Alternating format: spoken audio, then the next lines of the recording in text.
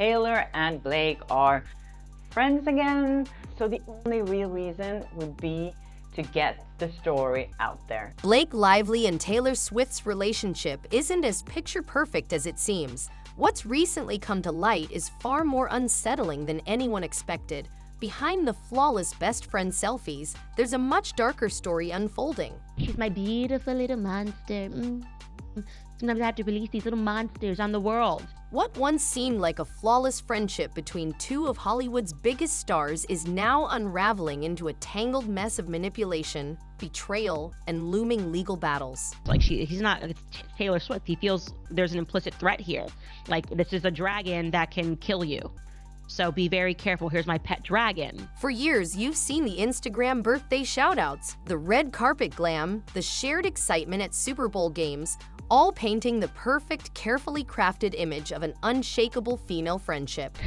She claims he sexual harassed her, and then by the time they premiered the movie, they weren't even speaking to each other. She made him stay in the basement, and Ryan Reynolds turned on him too. And then she claimed that he unleashed a bad PR campaign against her. Blake Lively and Taylor Swift, the ultimate Hollywood pop duo, have long embodied cozy girl boss energy, effortlessly selling the dream of two powerhouse women uplifting each other in an industry that chews up and spits out relationships like stale gum. Taylor felt that's weird to say about a friend. It's weird to call a friend a dragon.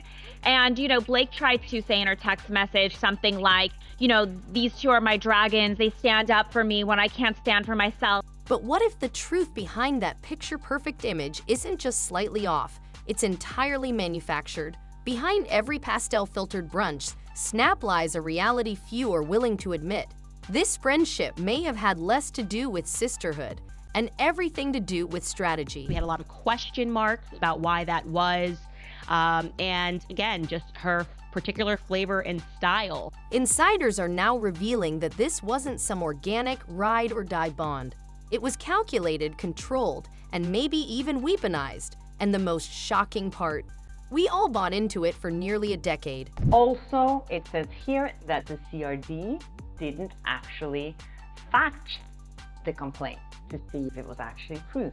They didn't look into anything. They didn't investigate. Fast forward to today, and it all ends in chaos. This isn't just a messy behind-the-scenes drama. It's a full-blown legal battleground. 5 lawsuits are flying back and forth like it's a courtroom dodgeball match. On Blake Lively's claims that she was allegedly harassed by this guy when they shot the movie, It Ends With Us, a film about domestic violence. Blake Lively has filed a lawsuit against Justin Baldoni, accusing him of sexual harassment and retaliation. Did they do that to their own daughter? Silent treatment, gaslighting, doing the golden child thing where one child, okay, I'm pushing off attention from that one child and putting it on another? In response, Justin Baldoni has countersued Blake Lively, claiming defamation. This is around the same time that he's making quotes that we have here saying that he's too big to fail at this point, that he just crushes his enemies and drinks their blood. Then Ryan Reynolds got dragged into the mess, followed by strained relations with others.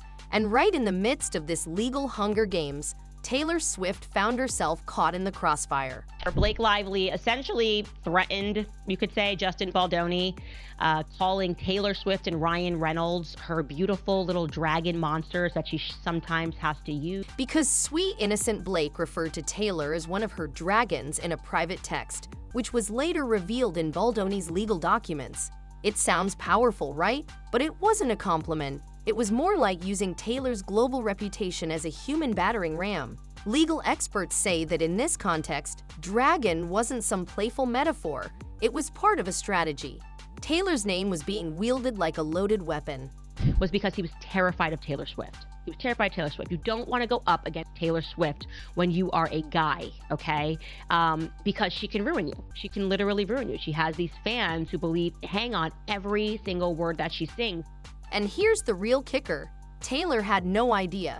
She thought she was just visiting a friend for a casual hangout. No drama, completely unaware that her name was being used as part of a larger, more sinister plan.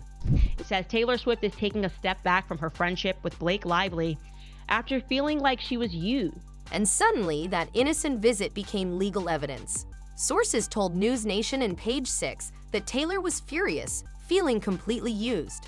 She had never signed up for any of this. As an intimidation tactic by the actress in a lawsuit that she never wanted to be embroiled in. Because, shocking as it may be, she never agreed to be the star witness in a lawsuit she didn't even know existed. But wait, it gets even better. An insider told the Daily Mail. Her friends also think that Blake's "I'm Khaleesi and like her, I happen to have dragons" text to Justin was uncool and unnecessary. Apparently, this wasn't a one-time thing. Several insiders have alleged that Blake had been dropping Taylor's name behind the scenes for months, using her to pressure studios into selling the film and swaying key decisions.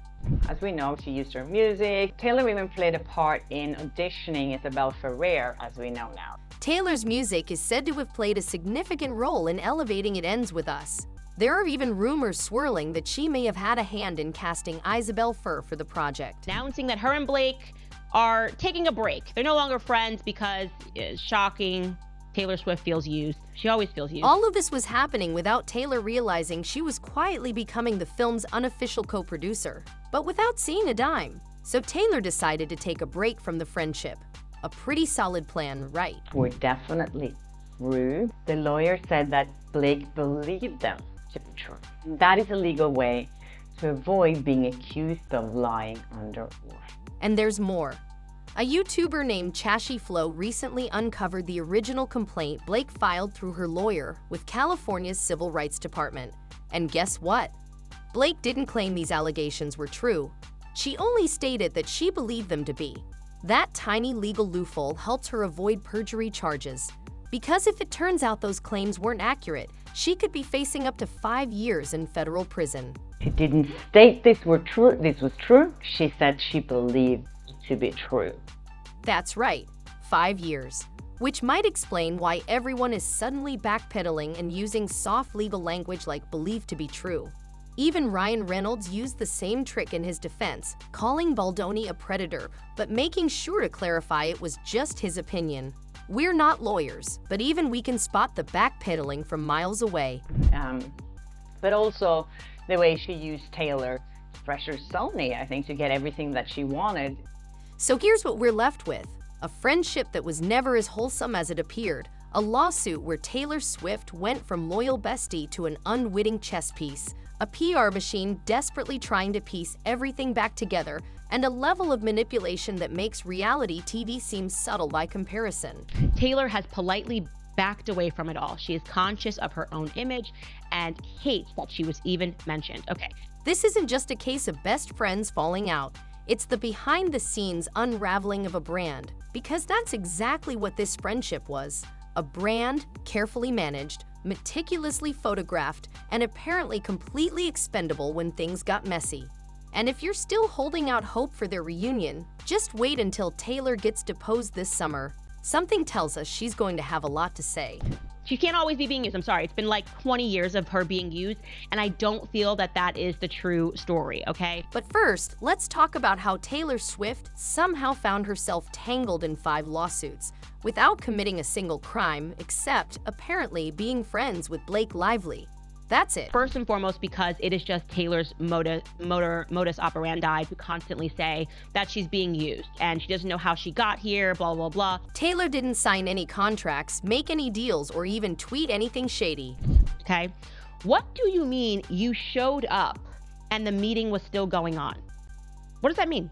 What is it? I showed up and the meeting was still going on. So what are you being victimized by? All she did was show up at Blake's house, hang out for a bit, maybe share some wine, maybe text something like "love you, dragon sister." And boom, suddenly, she's a potential witness in a legal dumpster fire. Justin Baldoni, in his lawsuit, stipulates that Taylor Swift pressured him, and she's not denying that in this article. She's not saying, I didn't speak to him, I said nothing, which I would be like, oh, you just used me as an intimidation tactic. Yep.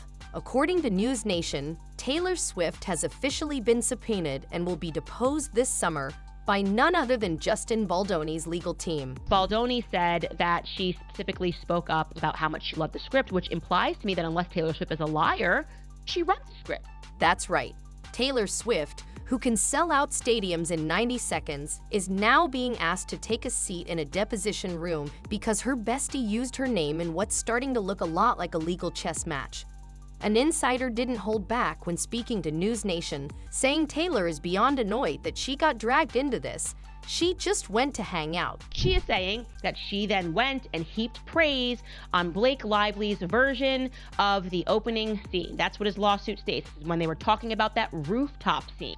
And honestly, who can blame her? When you visit a friend, you expect snacks, maybe some gossip, and a few bad movie recommendations, not to end up as evidence in a tangled mess of lawsuits involving alleged harassment, defamation, and breach of contract. So unless Blake gave her the nudge and said, can you go in there, in which case Taylor Swift is still responsible for having peer pressured him, then there's no deniability here. Now Taylor's name is all over these lawsuits like confetti at a Reputation tour afterparty. And here's where it gets spicy. Blake wasn't just dealing with Baldoni in private. Oh no, she went public, but not in the way you might expect. Let's break it down. So whenever Blake needed an excuse, it was literally like, oh, I got strep throat. She's just sick. Remember that civil complaint Blake filed last year? Well, turns out she didn't actually file it herself. So Blake Lively didn't file this complaint herself. Her lawyer did it for her. Her lawyer, Ezra Hudson, filed it on her behalf. Now, that's not illegal or unusual. That's how many complaints are filed. But what's raising eyebrows is the specific legal phrasing used in the complaint. And instead saying that the claims were definitely true, the lawyer said that Blake believed them true. You see, Blake didn't state that any of her allegations were definitely true. Instead, she said she believed them to be true. That is a legal way to avoid being accused of lying under oath. Why does that matter? Because it gives her legal wiggle room. If it turns out none of it holds up in court, she can't be nailed for perjury. She never claimed it was true, just that it was her truth. That's how celebrities dodge prison time and still make front-page headlines. But wait, it gets even juicier. That's the complaint that ended up being an article basically in the New York Times in the end of December. So that's where all of this started, and a lot of people thought, that was a lawsuit, but it wasn't. It was just a complaint that was sent to California Civil Rights Court. Blake didn't just file this legally cautious complaint, she also refused an investigation. That's right, she checked the box that says, "No thanks, I don't want the California Civil Rights Department to look into this further." Which is a bit odd, right? Usually if you're filing a complaint, you'd want someone to investigate it, right? To confirm it's real and validate your experience. Blake also refused an investigation. She actually chose for the CRD not to look into any of her claims. She didn't want them to look further into anything or investigate anything. No, not here. Blake didn't want that. She just wanted the paperwork filed, and then she leaked it straight to the New York Times, letting the media take over. So instead of going through the actual legal channels to respond to the complaint, she skipped that whole process and handed the story to a national newspaper. Nothing says seeking justice like bypassing due process and going straight to the court of public opinion.